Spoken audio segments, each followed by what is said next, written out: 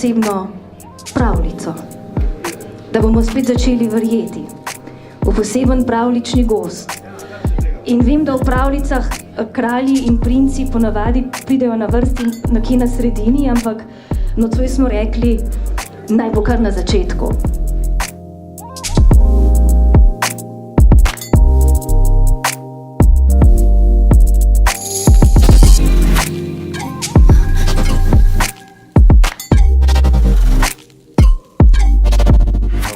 Šef Uroš je prepričal oziroma pokazal, kako lahko postaneš z pravo strastjo tudi šef.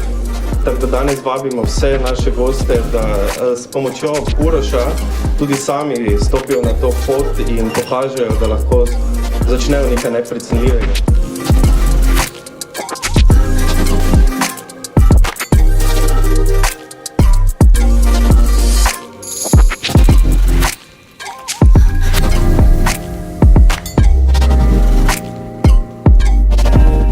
Hvala vsem, ki ste prišli. Uspešen december, srečno novo leto. Evo, prvič rečem to letos.